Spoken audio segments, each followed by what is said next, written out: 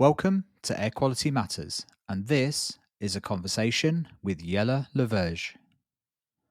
Jelle is an associate professor of the Building Physics Research Group at the Department of Architecture and Urban Planning at Ghent University, with a research focus on residential ventilation, and teaches, amongst other things, construction law. An operating agent of the International Energy Agency Energy in Buildings and Communities Annex 86, a multinational project looking at energy efficient indoor air quality management in residential buildings. He is also a practicing attorney at law and a member of ISIAQ and ASHRAE. Jelle holds an MSc in Architectural Engineering, an ML in Fiscal Law, and a PhD in Engineering from Ghent University. A part-time building physics lecturer, also at Ghent, and a visiting scholar at the University of Texas. Jelle has been focused on ventilation and air quality for a long time and brings a wealth of experience to the dialogue. Pretty much turn a page of a ventilation paper and Jelle will be cited somewhere in it. It was great to get his take on where Belgium has come from and is going with ventilation, a country that is often pushing ahead and showing the way. The gaps that exist in performance and why. We talked about ventilation and the sector through the lens of law, standards, his work leading Annex 86, a very important piece of work, and much more. Thanks for listening. This is Jelle Laverge. Paint me a picture of the state of ventilation and indoor air quality in Belgium, because Belgium, for many people, is at the centre of Europe. Europe's doing a lot at the moment around air quality, particularly through things like the EU taxonomy and levels frameworks and ESG. There's a lot going on at a European level. And Belgium, certainly from the outside, seems to be pushing frontiers often and very early to adopt standards and processes. I'd love to get your perspective on the state of the art there. Well, it's an interesting duality, I would say. So as you were saying correctly, often as a country in terms of or a region, because as many of your listeners may know, we are a federal country that some of the things are arranged at the level of the regions, and then some things are at the federal level. But we tend to be relatively ambitious in terms of indoor air quality and measures to improve that. Some of that is spurred on by having an active industry in the mainly ventilation market that really tries to focus on innovation and has really challenged the policymakers to develop policy that keeps up with the development that they are working on. So that has triggered many of the initiatives that we've had. On the other hand, we also do have some really engaged policymakers that try to address the barriers in the building market to improve indoor air quality through legislation, through standardization, through all kinds of initiatives. Because, and that's the duality really, the condition on the ground is that we have one of the oldest building stocks in the world, especially in the residential part. But also in non-residential, many of our buildings have inadequate ventilation systems. Often only window airing is available, even in high standard buildings. And the gap between that and the capability of our ventilation industry is so large that we were really trying to address that, to come up with policies that push the whole market towards better performance. A good example of that was, for example, during the pandemic. Of course, we had a big group of engaged people from industry, people from academia, and so forth, that early on advocated for focusing on control of transmission of the virus through the control of airborne transmission. But then again, we're confronted with the fact that, for example, more than 80% of schools don't have a dedicated ventilation system in classrooms. So that gap between what we know, what we are able to do, and what is there in our buildings is, I think, the thing that characterizes us the most, and really is the motor behind the things that we are trying to work on. And the assumption is that people would understand the makeup of Belgium, but it is very regionalized, isn't it? And does that translate into local governance and laws around building standards and codes as well? Perhaps maybe more analogous to North America, where you've got very big differences state to state. Is there national standards and then very heavy interpretations of that within the regions? Is that how it kind of stacks up?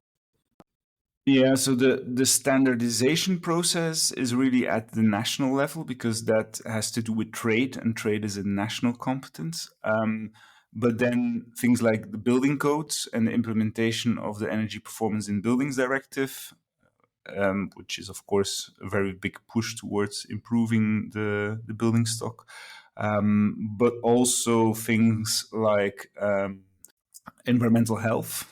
So prevention in terms of environmental health is a regional competence.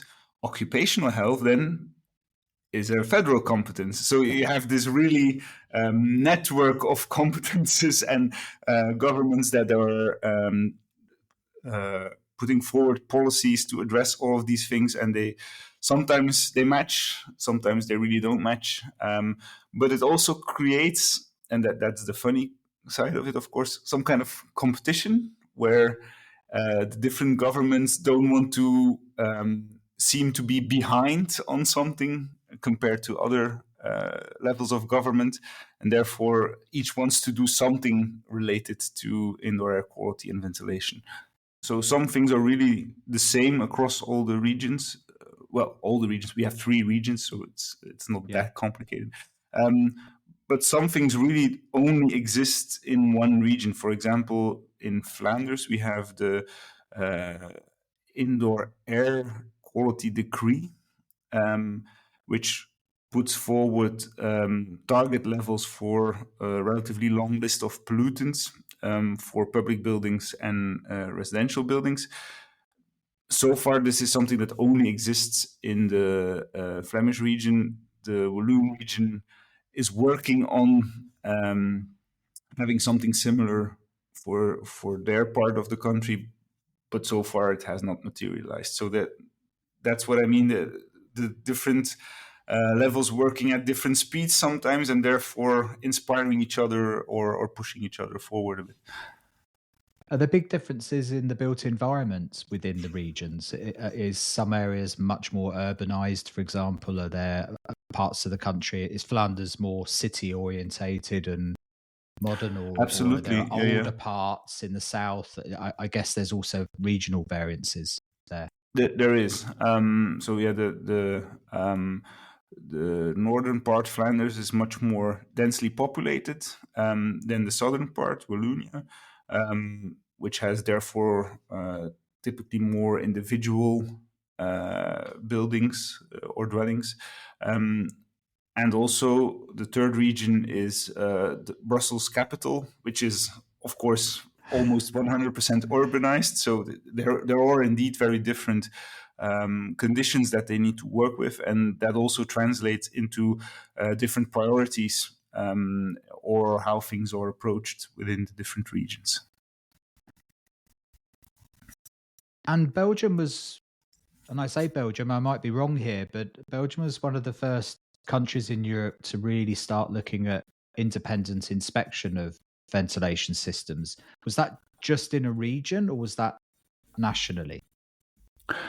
That was a coordinated effort between the three regions. So effectively, it's more or less nationally. But again, it was one of the regions, namely the Flemish region, that took the initiative first and pushed it forward by implementing it in their energy performance of buildings regulations. So the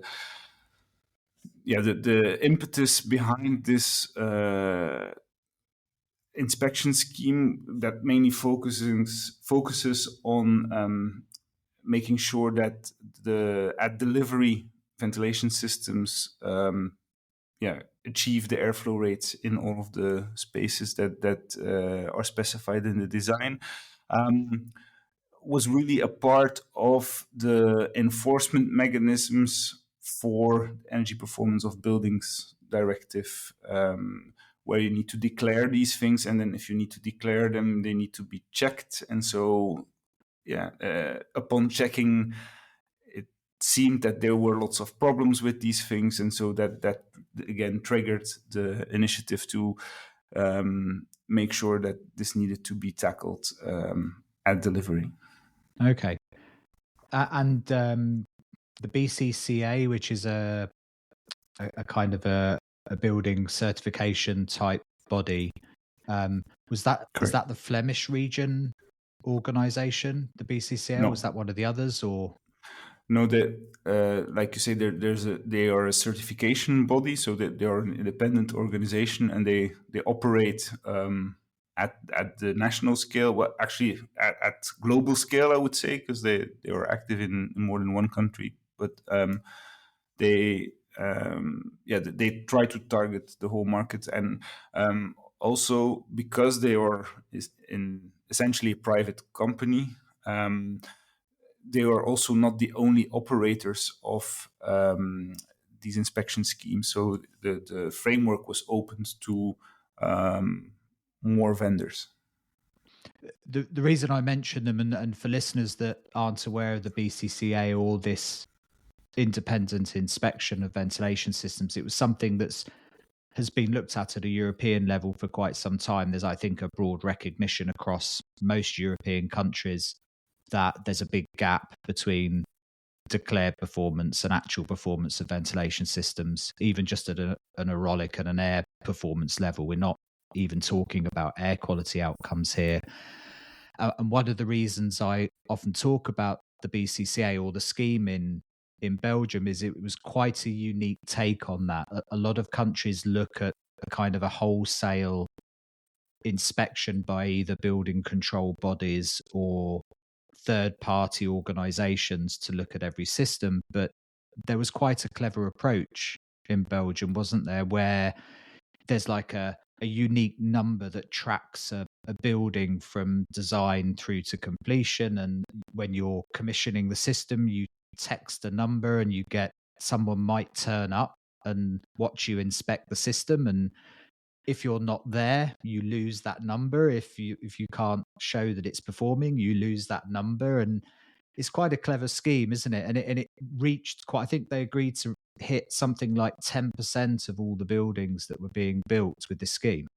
Yeah, and so the clever thing they did was, or at least I think it's clever, but it was a kind of an implementation choice where they did not want to necessarily force builders who often do have, if they are well trained, they have all the knowledge in house. So they didn't want to impose the fact that you need to look to an independent body to then come and certify the work that you know that you did right. So you're allowed to do your own certification, but you need to follow a protocol, and then there's a check, and that is what you mentioned. And the same scheme, by the way, is also used for airtightness testing. That's where it was actually developed. So what BCCA or another vendor does is set up a framework that allows them to track what you are declaring about a certain project, what the performances should be, when you're going to do the checking, and what the protocol is that you need to follow. And then, as you said, you need to text them the information, and based on that, at random, they can show up and check if you're doing the checking correctly, or they can also, you need to make sure that you're available after you have submitted the results, so they can then show up and make sure that you have reported the correct results, so that they can retest basically to check the results. And then like that, the system tries to allow people to really invest in quality assurance themselves, but still is not fully trust-based, which we know, of course, is also not working or very watertight as a system. And you've been in this sector for many years now, Jelle. Have you seen an impact of these types of schemes on the quality of output within the region? Oh, sure. One of the first, so because as you described, there's a whole process that needs to be followed. And one of the first steps is that you need to submit a pre-design drawing of your project. So just by imposing the fact that there needs to be a trace at some point, you need to submit this pre-design, assures that actually there is a pre-design in a project, and that the implementation of the ventilation system at least was a concern somewhere along the line of the design process. So that alone already triggers a huge improvement in the reduction, let's say, in the kind of situations where, as was described in one of your previous episodes, the thing is fully built, and then the HVAC engineer is called to please come and solve our ventilation that is non-existent at the moment. So that's definitely the case. Also, what also happens is that the fact that that you need to check your ventilation rates. If you declare them, you need to check them. Then that again triggered some firms in our industry to develop protocols for their devices where they try to auto-calibrate, so they really it also triggers innovation in terms of having more robust installation protocols, devices that try to assist the installers in making sure that they deliver what they promise or what they design. And isn't it always the way with industry, when you lay a clear framework out for them, it's incredible how quickly they respond. Absolutely. You can take a pessimistic view and often see industry kicking the can down the road and obfuscating responsibility for long periods of time. But once a measure is introduced and it becomes a standard or a regulation, the speed at which they turn around and innovate to facilitate, as if they were planning to do that all along, Sure. is incredible. I think it goes to show for various jurisdictions not to be fearful of pushing sometimes, because industry will turn on a dime if it has to. It's not going to get left behind. That's really true, and we see it step by step every time some ambitious targets are introduced through legislation or standardization or whatever. That really triggers a response in our industry. We already talked about the Energy Performance of Buildings Directive. That really was the trigger for an avalanche of development in terms of smart ventilation in Belgium, because all of a sudden everybody was aware of the fact that actually ventilation heat losses contribute quite substantially to our total energy performance. So maybe we can try to do something there. And all of a sudden, within the next 5 years, 20 different systems were on the market. So the once you have this incentive that is there, it has a great effect. On the other hand, and that is also what you said between the lines, is that absent of that incentive, you can try to motivate people to do it out of the goodness of their heart, but often that doesn't really work. And if you get the incentive wrong, it also pushes completely in the wrong direction, because that is something that we saw with the development of our first framework for these smart ventilation systems, where we tried to show that they were at least equivalent to the worst allowed system that was described in the standard, and that really pushed the development towards achieving the minimum performance that you could get away with, that was just above the threshold level that we set. And the moment we changed that around into something that really pushed towards a more Pareto optimal solution, where you kept getting a bigger advantage the better your performance was, both on air quality and energy performance combined, that really generated the kind of dynamic that you were discussing. And I think, we'll try and come and spend some time on that, particularly when we look at Annex 86 a bit later, and about how we start to define smart ventilation and the importance of some of these metrics. But for listeners who are grasping some of what you just said, one of the challenges you have with systems that modulate and vary the amount of airflow that they deliver is that, on one hand, the advantage is that you save energy if you can reduce ventilation when you don't need to be ventilating as much. But equally, you can respond to polluting events and respond to conditions within spaces more effectively, because the system's designed to do that also. The challenge with systems like that is, in the absence of air quality or performance-based goals at a legislative or regulatory level, you can be left in the wind a little bit when you're trying to show how these systems perform against other systems. 5, 10, 15 years ago, before a lot of the air quality standards were around that we're talking about today, there wasn't a CO2 target to hit in a bedroom, for example. So how do you show with those types of systems that when you're reducing ventilation rates, that you're not affecting indoor air quality? And one of the ways they did that was through what you were just talking about, equivalence.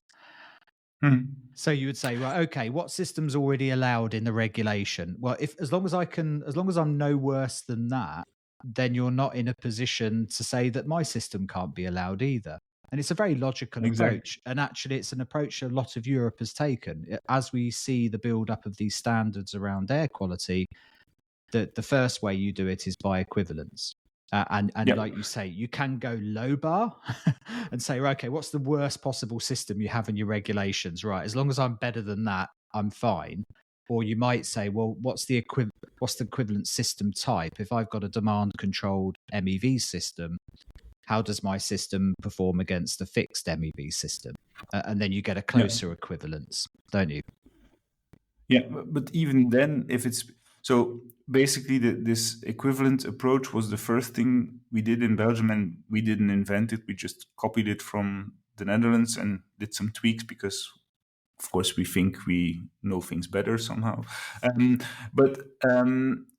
After running this approach for a while, we really saw this push towards the worst thing you could get away with. And that, again, triggered a response in terms of trying to come up with a way of putting an incentive out there that pushes towards a globally better solution. So instead of only looking at the equivalence in terms of indoor air quality, and then looking at how much energy you save by doing that, which is then you get the best outcome if you get the indoor air quality just above what is allowed, and then you save the most energy. What we introduced was having a trade-off between the two. So basically, what we then started to look at is, and now I need to. I usually explain this with a graph, so trying to explain it without visuals is a challenge that is interesting.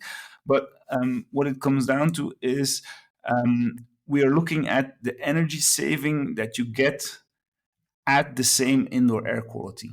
So we're whatever your indoor air quality is, we're looking at what would a reference system, like you say, standard MEV or MVHR, achieve at the same level of indoor air quality. And that takes away this incentive to reduce indoor air quality to maximize energy savings. Actually, it pushes to improve indoor air quality because the energy use of these reference systems at higher levels of indoor air quality becomes much higher relatively quickly. And therefore, you have more potential of savings to do, and you can get a better result. So that's what I was trying to talk about. That the capability of industry to run with an incentive and innovate is really big, but you need to make sure that you understand the incentive that you put out there, or you need to be agile enough to quickly respond if it is going in the wrong direction. Yeah, and isn't it always the way? It's always about framing and boundary conditions. Like you've got to set the conditions for people to innovate within. Otherwise, you can end up with some fairly interesting unintended consequences. Oh yeah. One of the questions I meant to ask you about the standards approach in Belgium. Are you seeing that applied to the renovation of buildings? Because you also said that a large part of your stock is an old or aging stock. In fact, Europe-wide, I think something like 95% of the buildings already exist that will be standing by 2050, 2060, where we need to be hitting some of these really big, challenging energy targets. Yep. So we see a lot of the building regulations now equally applying to major renovations or deep renovations within the building sector. Is that the same in Belgium?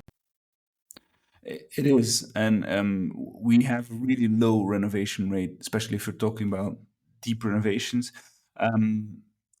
So the first 15 years of implementation of energy performance in buildings really focused on new construction, because that's where you can have the easiest impact, let's say.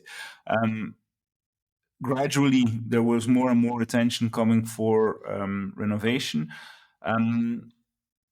The thing with renovation has so far always been that in terms of ventilation and indoor air quality, because it's really not so easy to implement fully developed ventilation systems in existing buildings, especially MVHR, for example. The level of ambition of the standards and regulations related to that has been relatively lax. It has mostly focused on avoiding lock-in effects. So, for example, if you change your windows, you need to make sure that you either have supply grids, so trickle ventilators, or you need to add a supply or exhaust in that space to make sure that that you keep at least good ventilation. That kind of thing. What we're seeing now gradually, and again, that's because we have this background with this performance-based approach. This has really started the discussion on, the reason why it's not that easy to implement a traditional mechanical ventilation system, be it MEV or MVHR, in existing buildings is maybe because we have a too fixed idea about how these should look. You need to supply in these and these spaces, and you need these throughputs and these kind of ducts and so forth. So in terms of how we oblige people to design these systems, it's still relatively prescriptive. And with the experience of this performance-based approach, we are now seeing some initiatives to try to move towards also a performance-based design, where we really let go how you design the system, where you supply, where you extract, as long as you meet the targets, the criteria. That is a move that is starting now, and it's slow, but it's really needed for the renovation market, and it's moving both in terms of local regulations. So, for example, in terms of implementation guidelines for EPBD, and on the standardization level, where we're both in Belgium and at the European level trying to push this idea to create this possibility of performance-based design in the standards, so that practitioners can then use it to better address the challenges in the renovation market. And where does that competence of practitioners sit typically in Belgium? Because we often talk about bookending the process. You mentioned that as part of the standards, for example, you submit a design. Similarly, Ireland went through a very similar process of looking at third-party independent validation of ventilation systems, and really the validator that's checking the ventilation systems isn't giving an opinion of compliance. He's just checking that the ventilation system met the design. The competency and the compliance sits with the designer ultimately. Yes. So that's where the professional liability lies. Would that be similar, that ultimately the designer has to design something that delivers either a system in compliance with the standards, the standard designs in regulations, or with a performance outcome, and then the supply chain after that, all the way through to policing and checking, is really just checking that it met that original design intent? Is that kind of where it sits with you guys as well? Yep, mostly, except that for some specific situations, it's also checked that the design complies with some minimum requirements. Again, for example, the EPBD for buildings sets forth minimum requirements in terms of ventilation. So design flow rates, for example, for specific spaces. And so the design will then need to meet those minimum standards, because you need to report on your ventilation performance in your calculation on the EPBD. Interesting. Yeah. And it's one of the most common conversations I have with people involved in housing particularly, is that we ultimately only have so many levers we can pull, particularly in housing. These aren't, I keep saying it, but Deloitte headquartered buildings where you've got advanced BMS systems and entry systems and people counting software and AI and all sorts of amazing things that are controlling spaces. I mean, principally in the residential setting, effectively, we have local exhaust ventilation, background ventilation, source control, and behavior. And there's not many other levers that we can pull to actually deliver an outcome. So as complex as air quality is, and as complex as the fluid dynamics of air movement in a building are, ultimately we're framing it within principally those four kind of levers.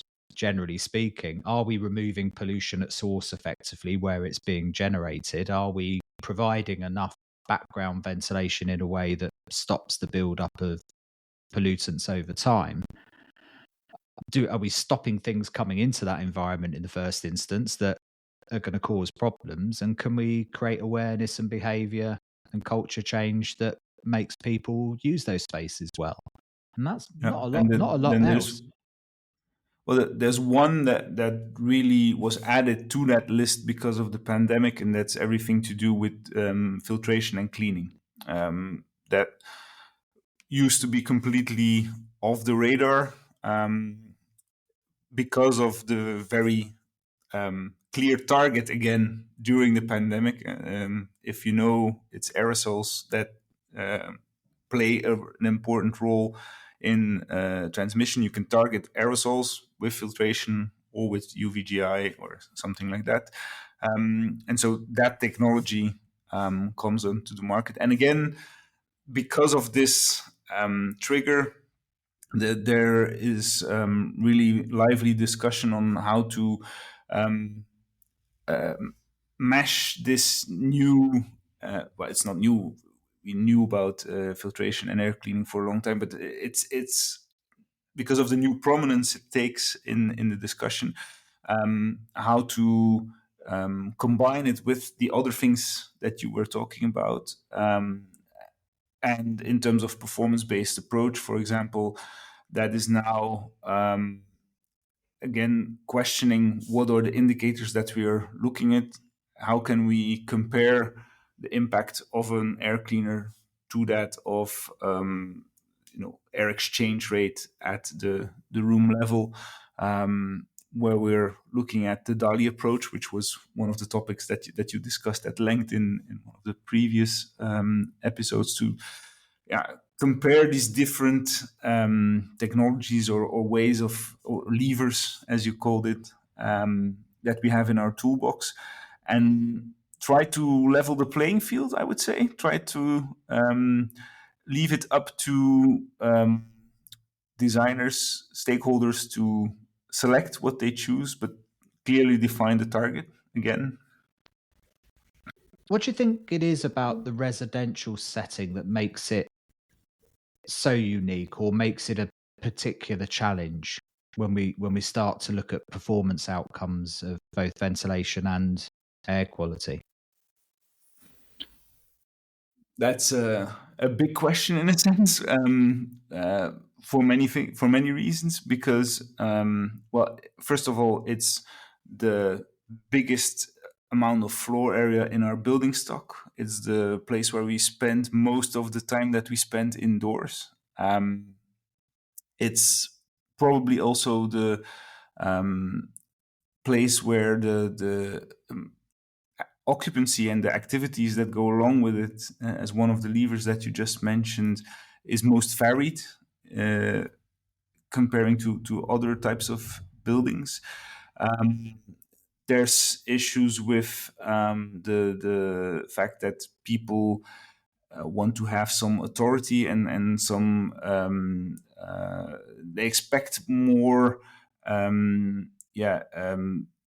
right of decision and involvement in what they expect in their own home, compared to in other environments that they are more prepared to go along with whatever is there because it's under the control of someone else. So yeah, there's really a lot of different things, I think, that set the residential sector apart, and especially in Europe, because I know you already talked at length with Max about his work on standardization in residential buildings in the US. But from a air point of view, a home in the US can reasonably be approached as one big box, because they have huge mixing due to their air-based heating systems that recirculate air at a relatively high volume through the building. In Europe, I think we have a much more multi-zone like dwellings. So there could be really big differences in exposure in the different spaces that make up a dwelling. For example, the living room, the individual bedrooms, kitchen, and so forth. So that's already that. Make sure that the dwelling or the residential space is quite complicated and challenging to work with, and therefore also exciting. Yeah, it was. When I was talking to Henry Burridge last week, he made me really think. When he's in London, so he's looking out at more than I am. But he was saying, you look outside at air quality, and he was talking in the context of fluid dynamics and saying you tend to see the air outside as one space largely. I mean, there are differences at street levels and intersections and so on, but you then look at the built environment outside your window, and it's thousands upon thousands of boxes subdivided into smaller boxes, each with their own dynamics and situations and off-gassing going on. It's an incredibly complex space that is hard to model. It's hard to build standards around. It's hard to get behavior change outcomes in. It's a big challenge, the residential sector. Yeah. And you kind of skirted over it a little bit, but it's a very deep philosophical question that, again, we keep dancing over in these podcasts, and that is that it's people's homes. They have agency over outcomes, and they have agency over tolerance of certain risks. It wasn't that long ago that many people were smoking indoors at home, for example, and some probably still do. And they have. Yeah, it's one of the spaces where the smoking ban was the hardest to enforce. It really took a culture change to make that happen, and it's much easier to do it in public buildings, and gradually you only see it happening in houses. Then that agency is really really something to take into account when you're dealing with the residential sector.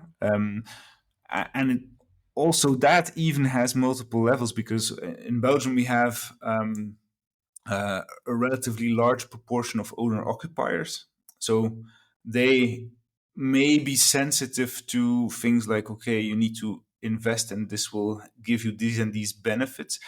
But of course, there's also a rental sector, and there you have these mixed incentives or mixed agency between the property owner and the renters, and the dynamics between those two also play an important role. Some renters may be actively trying to maximize their own benefit at the detriment of the owner, and vice versa. So it's relatively interesting, but as you say, complex. And I don't think that scenario of split incentives or mixed incentives is unique to residential either, particularly in real estate. They have the same problem. The challenge there is about building a business case as to why a landlord, for example, would want to improve indoor air quality, that it may have an impact on the real estate value or his leasing value of that property, or it might keep a tenant longer, or whatever the business case you can build up. But that case can be quite complex in the residential sector. There's quite a bit of work within social housing because they have an obligation to deliver a certain quality of outcome to tenants. But in the private rented sector, it's a different business case you've got to build. And in the owner-occupier sector, it's another case you've got to build. So you're right, there's all these different layers. It's definitely a sector where the idea that a carrot will also always work best doesn't always apply. Sometimes you really also need to use a stick to make sure that some stakeholders make the leap to improve quality. Like you were saying, for example, we did some work in non-residential sector, offices and schools, where you have relatively straightforward performance metrics that you can also convince the different stakeholders of, and then they can take it into account in things like rental value and running costs, things like that. But in terms of residential, that's much more difficult, especially if you realize that half of the time that you are in your house, you're actually asleep. So try and stick a performance on that. Of course, sleep quality is very important to most people, but it's very hard to make the direct connection between that and things like perceived odors or other typical triggers that people associate with ventilation and air quality. You've done some work on sleep quality, haven't you? Yes. Yeah. What work has that been, and what are the kind of main findings you're finding from that study? So it's something that interested me for a long time now. It started during my PhD because I was working on residential ventilation, and so once you realize that most of the time that you spend in your house is actually asleep, and most of the criteria we use to look at indoor air quality are based on perceived air quality. I don't know how about you, but my perception when I'm asleep is somewhat flawed. That was the trigger to go into that. And most of the work that we've done, and we collaborate quite closely with DTU and with Chandra at NUS on this topic, is trying to see if we could establish a clear link between indoor air quality indicators and sleep quality, because then if you have this link, you can start to build an argument what an acceptable level of air quality would be in a bedroom that isn't based on non-existent perception. And the short answer to your question, what have we found, is that it's not that easy. And that's kind of to be expected. Most of the acute direct effects that you can really measure of indoor air quality are very small and need very big differences in level of indoor air quality. So we see some minor impacts. Actually, there's been a number of successful studies looking at indoor air quality in bedrooms and trying to link it to sleep quality. But if you go over the results of all of them, you see that there's a trend that worse indoor air quality leads to somewhat worse sleep. But the way that this influence is seen is often different. Sometimes you see an influence on self-reported sleep quality, for example. Sometimes you see an influence on measured sleep quality through things like Fitbits or smartwatches. So we don't have a very clear picture yet. We have a suggestion that indicates that there is a link, and we are now trying to come up with hypotheses that try to establish what causes this link. For example, we're thinking about the fact that exposure to PM, which we know has a big impact on health, could lead to some inflammatory reaction or increase in inflammatory reaction, which then reduces the quality of your sleep. Things like that, but those are really only at the stage of hypothesis for the moment. And for listeners that think Jelle's dancing around what should be a simple answer to a simple question, you try going to sleep in one of Pavel's sleep chambers, wired up to various different things, woken up in the middle of the night to perform some cognitive test at 3 o'clock in the morning, and you realize that measuring sleep quality is a difficult thing to get right, and there are so many confounding factors that can influence quality of sleep. Pinning it down to one thing or t'other is some task. Absolutely. Yeah. the more you try to control the environment, the less spontaneous the sleep is, so the less representative it is, and the more natural the sleep environment you're trying to do your experiment in, the more confounding factors there are. If people have weird stuff in their bedrooms, or they sleep at really odd hours. So also there, and this is maybe the most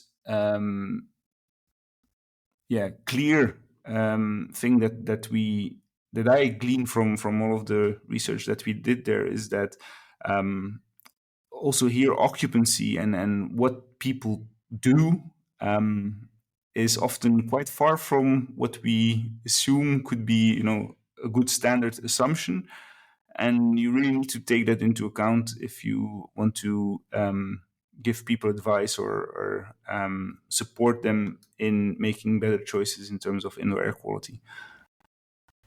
Yeah, and just trying to define what good indoor air quality is for people in a way that they can comprehend and understand that it is a real challenge. I was thinking when you were talking about and coming up with all the excuses why it was difficult to have a real answer for sleep quality, it reminded me of the long conversation we've had over the last 20 or 30 years about whether CO2 is actually bad for you or not.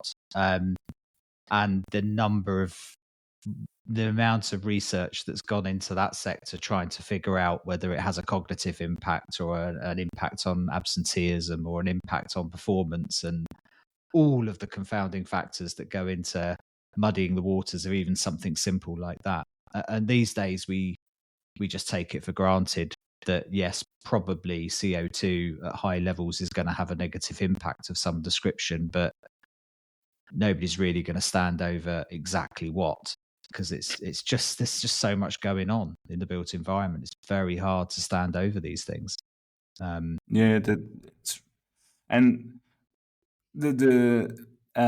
what we tend to forget during all of that type of discussion often is that regardless, something like CO2 is still a very useful indicator to use.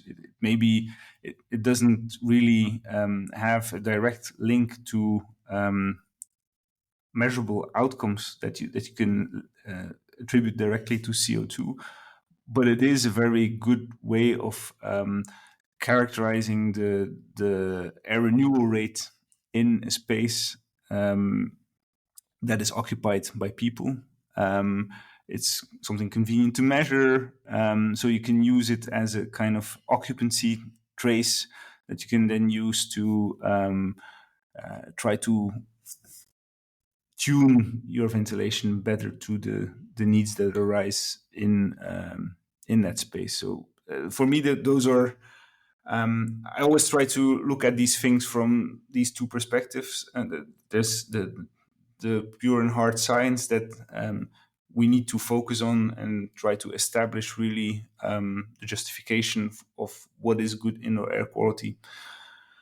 And that is a huge area of work for researchers. On the other hand, we also need to try to be pragmatic about it and look for ways that we can use to, in the real world, achieve better results in terms of indoor air quality. And both are key components, I would say, into achieving better results. Yeah, I agree completely. And the more and more I am involved in these subject matters, the more I fall back on just basic risk principles and managing risk. Our job at the end of the day is to make buildings better for people. And there is a place for academic rigor and research, but equally at the end of the day, we've got to pull some levers that get a better outcome, that stop a family living in a home with condensation, damp and mold, or that we make a change at a regulatory level that improves people's exposure to things like particulate matter. There are those practical measures that we can implement that make a difference to the built environment, and that often doesn't require us to fully understand all of the confounding issues of whether or not you got a good night's sleep or not. Yeah. But at some point, And then to go back to where we started, if you can push in a direction that improves things and be agile enough to correct if you see that what you're trying to do is leading to some weird decisions. For example, if the idea that CO2 is a useful tool then leads to people scrubbing CO2 from the indoor air, because then the indoor air quality will be better, and that's like a new focus. Then you say, oh, wait, maybe that's not really what we're trying to do here.